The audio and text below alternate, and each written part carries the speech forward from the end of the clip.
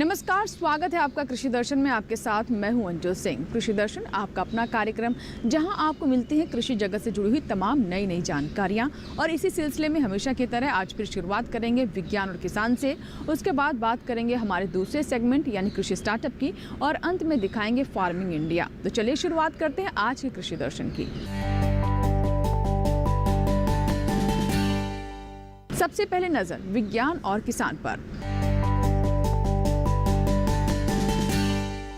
अगर आप सोयाबीन की व्यावसायिक खेती करना चाहते हैं तो ऐसे में स्वर्ण वसुंधरा एक अच्छी किस्म है जिसका चुनाव हमारे किसान कर सकते हैं और इससे हमारे किसानों को अच्छी उपज प्राप्त हो सकती है। खास तौर पर सब्जी के लिए एक बहुत अच्छी किस्म है। इसके अलावा इससे बनाए गए उत्पादों की गुणवत्ता भी बेहतर रहती है। तो अगर आप भी इसी तरह की व्यावसायिक खेती करना चाहते हैं तो सोयाबीन की इस किस्म का चुनाव कर सकते हैं। आइए देखते हैं विस्तार से रिपोर्ट।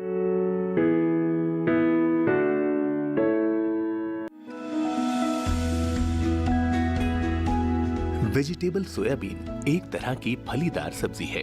इसकी फली में 2 या 3 बीज पाए जाते हैं। बीजों का आकार अनाज वाली सोयाबीन से थोड़ा बड़ा और कुछ अलग रंग का होता है। गोले वाली हरी बीन्स का उपयोग स्वादिष्ट पकी हुई सब्जियों के रूप में किया जाता है, जबकि सूखे बीजों का इस्तेमाल मूल्यवर्धित उत्पादों को बनाने में। वेजिटेबल सोयाबीन में शर्करा की मात्रा 75% से भी ज्यादा पाई जाती है। इसमें आसानी से पच जाने वाली प्रोटीन होती है। साथ ही कार्बोहाइड्रेट, लिपिड, जरूरी फैटी एसिड, फास्फोरस, लोहा, कैल्शियम, जस्ता और थियामिन भी होता है। इसके अलावा ये राइबोफ्लेविन, विटामिन ई, आहार फाइबर और चीनी का बेहतरीन स्रोत है। पोषण से भरपूर होने की वजह से ही इसकी अपनी पहचान है। किसानों को आजीविका सुरक्षा प्रदान करने के लिए झारखंड और दूसरे राज्यों में इसकी खेती शुरू की गई। चंद्रकांत देशमुख कृषि व्यवसायी हैं। इनका गांव वारपुड़ महाराष्ट्र के परभणी तालुका में पड़ता है। यहीं पर उन्होंने 10 एकड़ जमीन पर स्वर्ण वसुंधरा बोई। अच्छी देखभाल और सही समय पर फसल काटने के बाद उन्हें प्रति एकड़ 15 क्विंटल हरी फली प्राप्त हुई।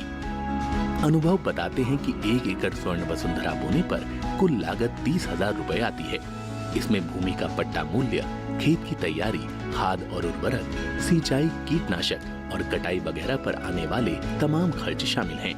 जब बीज बड़े होकर फली की चौड़ाई के 80 से 90% हिस्से को घेर लें, तो समझ लीजिए सब्जी के लिए सोयाबीन तैयार है और इसकी कटाई की जा सकती है। पहली कटाई बोने के 70 से 75 दिनों के बाद होती है। 15 क्विंटल प्रति एकड़ की फसल होने पर देशमुख की कुल आमदनी 3 लाख रुपए हुई। ऐसा तब है जब बाजार में फली का दाम 200 रुपए किलो हो। इस तरह 1 एकड़ में शुद्ध लाभ 2,70,000 रुपए बैठता है। अगर आपको और ज्यादा कीमत चाहिए तो फिर हरी फली को प्रस्फुटित यानी ब्लेंच करना होगा। देशमुख ने -18 डिग्री सेल्सियस पर हरी फली का भंडारण किया। इस तापमान पर फली को 18 महीने तक संग्रहित किया जा सकता है। देशमुख 2 और 3 बीजों वाली प्रस्फुटित और फ्रोजन हरी फलियों को बाजार में 300 रुपए किलो के भाव बेचने में कामयाब रहे। सोयाबीन के बीजों को सुखाकर भी बेचा जा सकता है। इसका बाजार भाव 100 से 150 रुपए किलो होता है। अगर आप चाहें तो सूखे परिपक्व बीज से टोफू यानी सोया पनीर भी बना सकते हैं।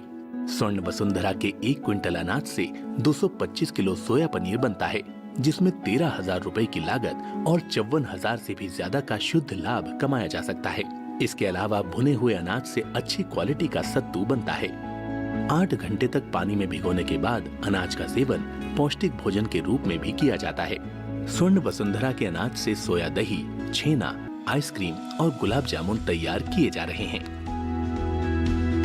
तो अभी आपने जाना सोयाबीन की इस व्यावसायिक किस्म के बारे में जिसका नाम है स्वर्ण वसुंधरा। फिलहाल बढ़ते हैं आगे और अब बात करते हैं इस माह के कृषि कैलेंडर के बारे में, जिसमें हम आपको जानकारी देते हैं कि मौसम और महीने के अनुसार कौन कौन सी कृषि क्रियाएं हैं जिनका ध्यान रखना हमारे किसानों के लिए जरूरी है। आइए देखते हैं।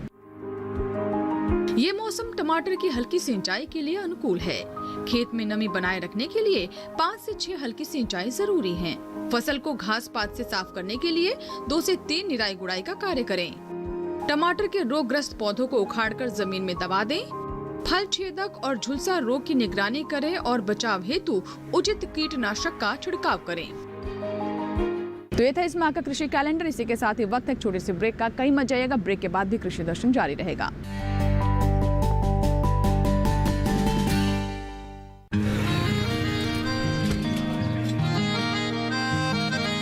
क्या बात है भाई, आजकल तो काफी खुश नजर आ रहे हो।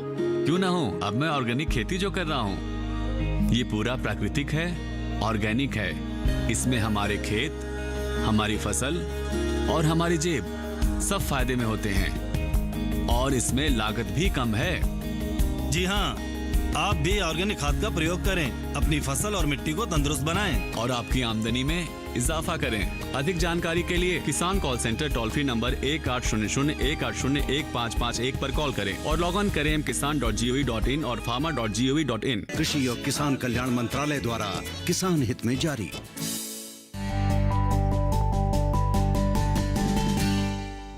ब्रेक के बाद एक बार फिर आपका स्वागत है। आप देख रहे हैं कृषि दर्शन और अब बात कृषि स्टार्टअप की। कृषि स्टार्टअप में आज हम आपकी मुलाकात करवाने वाले हैं कामयाब महिला किसान अमरजीत कौर से, जिन्होंने अपनी लगन, मेहनत, इच्छा शक्ति से असंभव को संभव कर दिखाया और कोई चुनौती उनके सामने टिक नहीं पाई। जी हाँ, इन्होंने किस तरीके से जैविक खेती को अपनाया और कामयाबी हासिल की, आइए देखते हैं हमारे इस रिपोर्ट में।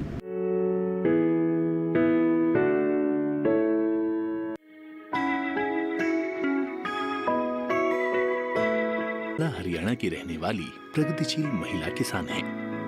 अमरजीत कौर ने बेटी बचाओ बेटी पढ़ाओ का सार्थक अर्थ सिद्ध करते हुए अपनी और अपने परिवार की एक अलग पहचान बनाई है। इलाके में लेडी किसान के रूप में पहचानी जाने वाली अमरजीत कौर खुद खेत में फसल बोने से लेकर उसके तैयार होने तक का काम करती हैं, फिर काट कर खुद मंडी में बेच कर आती हैं। पिता के अचानक बीमार होने और बड़े भाई की पढ़ाई को सुचारू रूप से जारी रखने के लिए अमरजीत को ऐसा करना पड़ा। 28 वर्ष की उम्र में एक युवा लेडी किसान के रूप में पहचान बनाने वाली अमरजीत ने जब घर की जिम्मेदारी संभाली थी तो उस समय उसकी उम्र मात्र 18 वर्ष थी। आज अमरजीत की वजह से ही उसके पिता की हालत में सुधार आया है।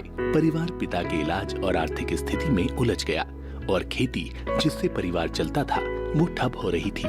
घर की बिगड़ती आर्थिक हालत और बड़े भाई की पढ़ाई छूट जाने के डर से अमरजीत ने मोर्चा संभाला और सबसे छोटी होने के बावजूद खुद जिम्मेदारी संभाली।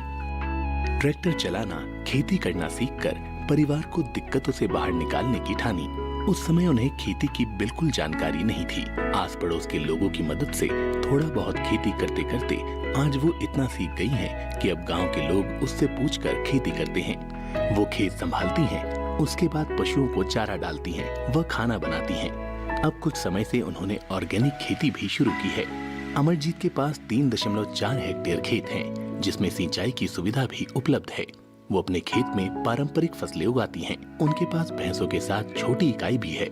खेती की आधुनिक मशीनरियों जैसे ट्यूबवेल, ट्रैक्टर, MB हल, disc harrow, happy seeder, DSR को लेकर अमरजीत बेहद सक्रिय रहती हैं। खेती के बेहतर भविष्य के लिए अमरजीत नई नई तकनीकों को अपनाती हैं। वो नई तकनीकों की जानकारी के लिए कृषि विज्ञान केंद्र अंबाला में विभिन्न कार्यक्रमों में भाग लेती रहती हैं। अमरजीत मृदा परीक्षण और संरक्षण प्रौद्योगिकी विषयों पर अभ्यास करती रहती हैं। साथ ही ये अपने खेत में फसलों की उन्नत किस्मों का ही उपयोग करती हैं। फसल बोने से लेकर कटाई और संरक्षण तक का काम भी ये खुद ही करना पसंद करती हैं।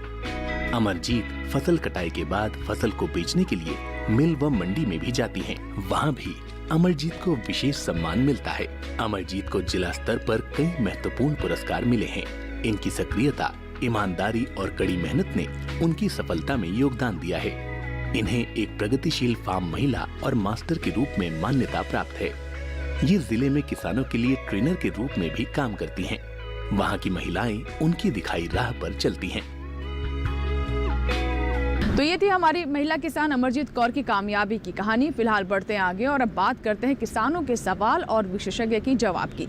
जी हाँ, कई बार हमारे किसानों को अपने सवालों के जवाब नहीं मिल पाते हैं। ऐसे में उन्हें कहीं ना कहीं कृषि में नुकसान हो जाता है। इसीलिए हमारा मकसद होता है कि हम आपके किसान विशेषज्ञों के सामने रखें। तो आइए देखते हैं आज कौन कौन से सवालों के जवाब दे रहे हैं हमारे विशेषज्ञ। सर, अगला प्रश्न हम ले लेते हैं। देसाई प्रसाद जी पूछ रहे हैं उत्तर प्रदेश से। गेहूं के बीज की कार्बनिक खाद और रासायनिक दोनों से मिलाकर इन्होंने मशीन की बुआई करी है, लेकिन 7वें दिन इन्होंने सिंचाई भी की है। इसके बाद भी जिंक, यूरिया और सल्फर से छिड़काव करने के बावजूद इनकी फसल में कोई बढ़वार नहीं हुई है। मुझे लगता है कि आपको अपनी मिट्टी की जांच करवानी चाहिए थी और आपने कहा है कि 17 दिन के पश्चात आपने सिंचाई की है, तो हमारी जो संस्तुति है वो 21 दिन पश्चात पानी की सिंचाई करने की है। मुझे लगता है कि हो सकता है कहीं ना कहीं मिट्टी में कुछ कमी हो, कुछ पोषक तत्वों की कमी हो, और हो सकता है निमेटोड की भी समस्या हो उसमें।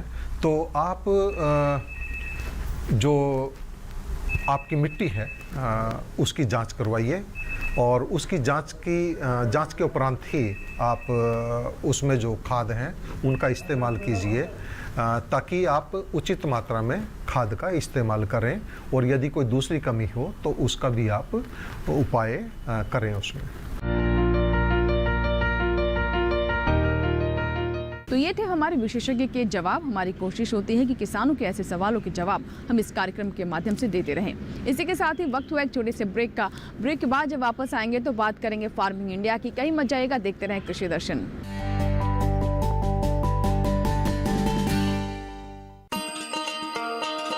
किसान भाइयों, गांठ बांध लो, गांठ बांध लो, बात बहुत है काम की, समृद्धि के पैगाम की। मिट्टी के मिजाज को समझो, मिट्टी के हर राज को समझो, मिट्टी की तुम जांच कराओ, मुफ्त सॉइल हेल्थ कार्ड ले जाओ।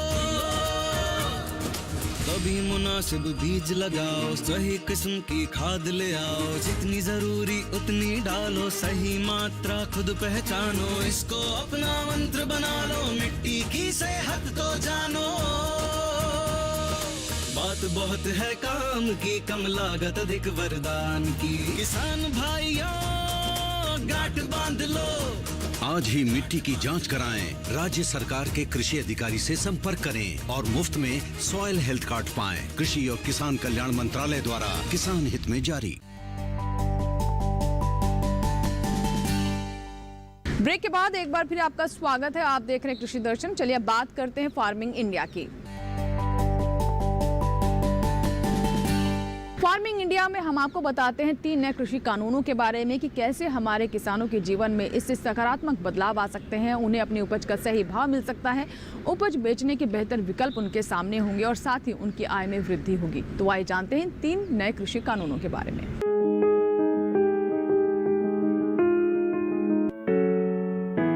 भारत सरकार द्वारा हाल ही में 3 कृषि कानून बनाए गए हैं। ये कानून मंडी में सुधार, अनुबंध खेती और आवश्यक वस्तु संशोधन कानून से जुड़े हैं। इस कानून से खेती किसानी एवं किसानों के जीवन में आमूलचूल परिवर्तन होगा। अब किसान अपने उत्पाद को किसी भी राज्य में मंडी के अंदर या बाहर कहीं भी बेच सकता है। जो ये तीनों कानून आए हैं उसमें एक एक करके इन समस्याओं का समाधान करने का प्रयास किया गया है। जो पहला कानून है उसमें ट्रेड एंड कॉमर्स का जो किसान की उपज का है उसको खोला गया, उसकी बंदिशें हटाई गई हैं।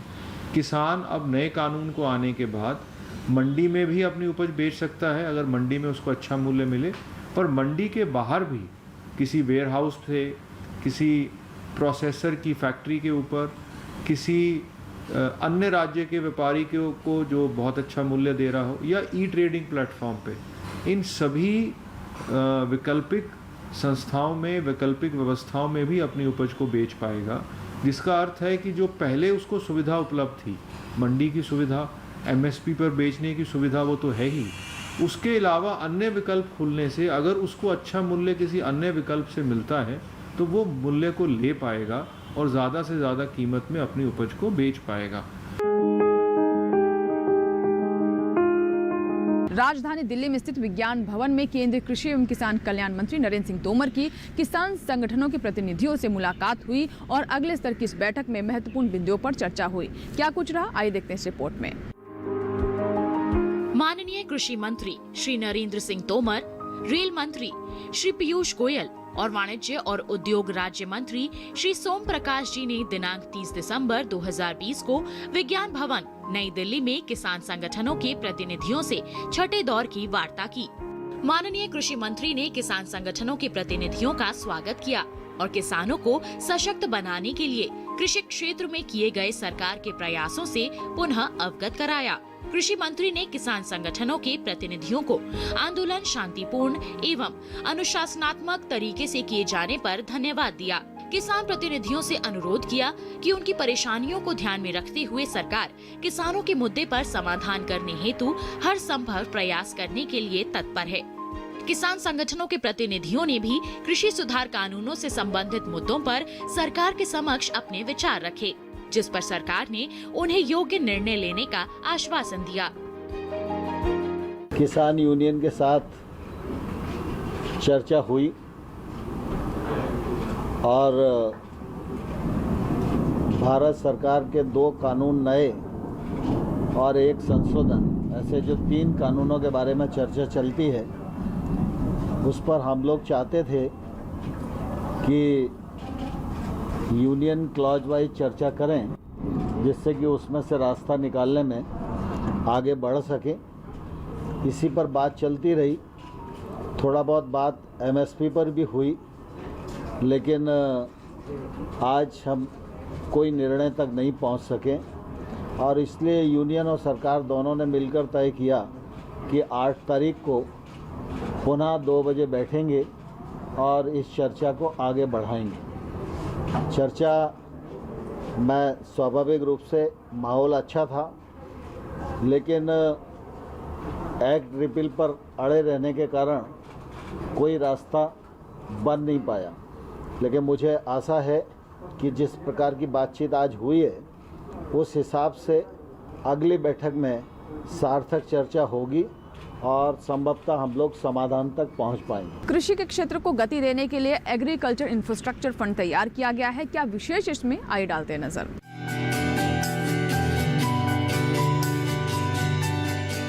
कृषि क्षेत्र के लिए अवसंरचना यानी बुनियादी ढांचा बहुत ही महत्वपूर्ण है।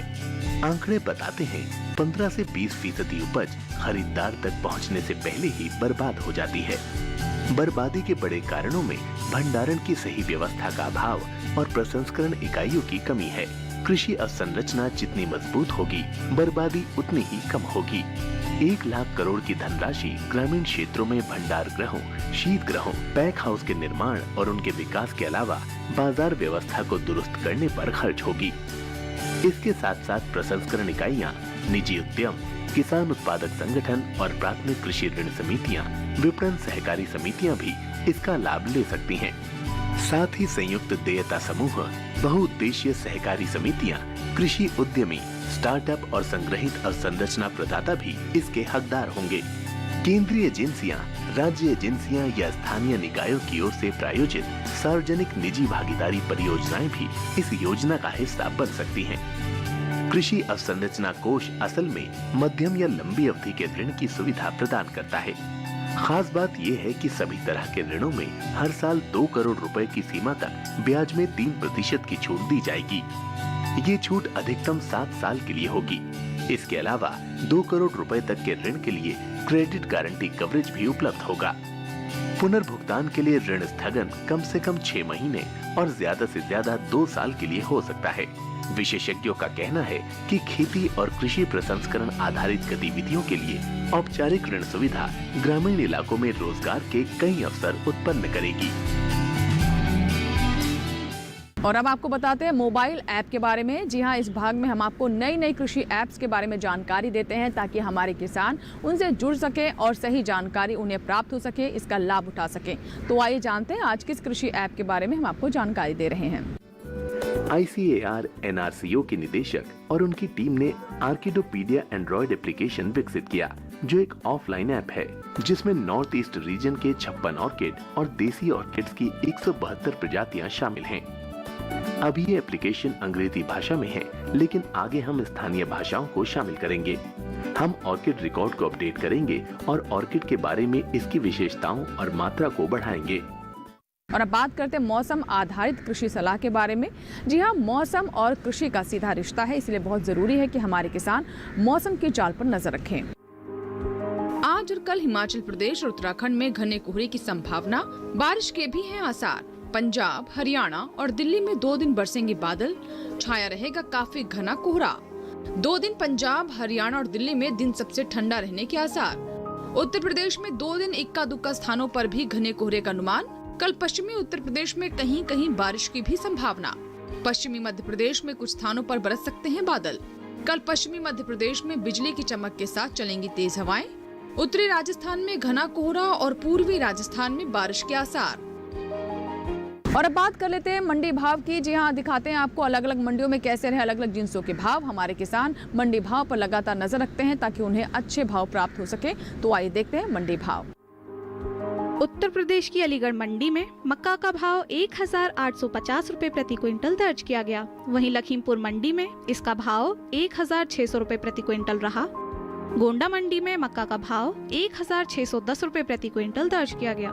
राजस्थान की विजयनगर मंडी में मक्का का भाव 1750 रुपए प्रति क्विंटल रहा। मालपुरा मंडी में इसका भाव 1975 रुपए प्रति क्विंटल दर्ज किया गया। गुजरात की जंबूसर मंडी में मक्का का भाव 1650 रुपए प्रति क्विंटल दर्ज किया गया। और अब बात करते हैं ट्विटर प्लेट की, जिसमें हम आपको कृषि संबंधी ट्वीट्स की जानकारी देते हैं।